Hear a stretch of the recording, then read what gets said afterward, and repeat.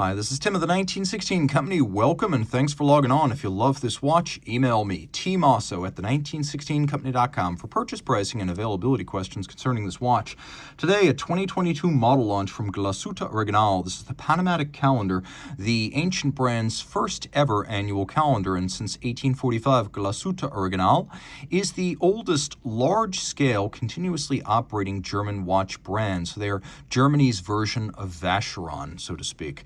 Taking a quick look at this watch, it's anything but bashful. It's not a small timepiece in pink gold, 42 millimeters in diameter, but thin at 12.7 millimeters thick, broad at 49.2 from lug tip to lug tip with a 21 millimeter spacing in between the lugs. We'll zoom out a little bit, throw this on my wrist, which is 16 centimeters in circumference. It wears well, but I will say the watch probably wouldn't wear on a wrist any smaller than mine. So zooming out to get a bit more perspective, 16 centimeters circumference is fine. If your wrist is smaller, you're going to want to get a smaller GO. The watch, however, will fit underneath a dress cuff.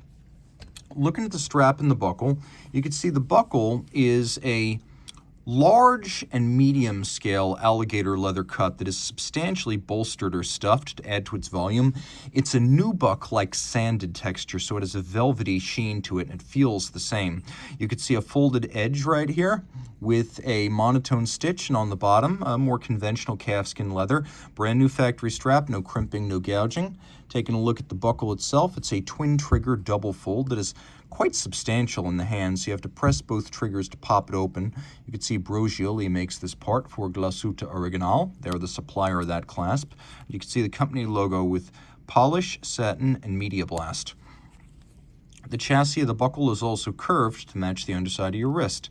Taking a look at the case itself, we do have step lugs, though not as dramatically as on a Langa. You can also see that the step itself is inclined rather than vertical. The lugs run up the side of the bezel substantially, which is a watch designer trick deployed many times by many brands to give a fuller, more voluminous lug form without adding any thickness. So instead of having a full lug and putting the bezel on top, or cropping the lug with the bezel, forcing the lug to end right about there, you run the bezel between the lug and then draw the lug up alongside the bezel so you can have a thinner watch and a nice full arcing lug.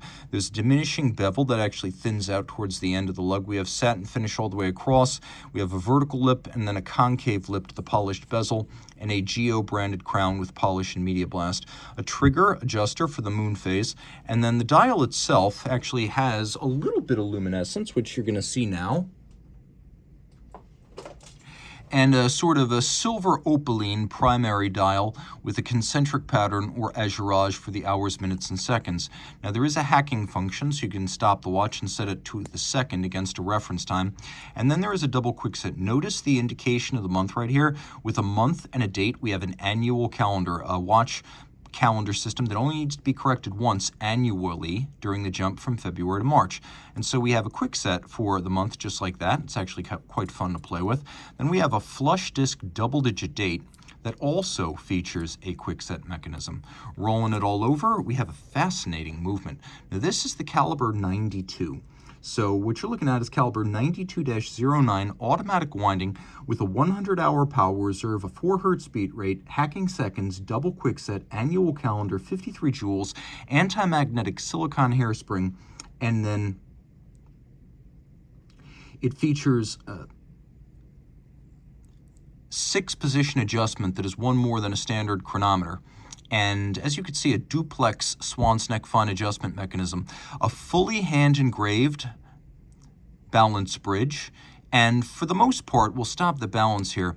You could see that it's a free-sprung balance. The adjustments are only made using screw adjustments, so we don't really have a mobile stud index here. It's fixed by these screws and springs. It can't move due to concussion.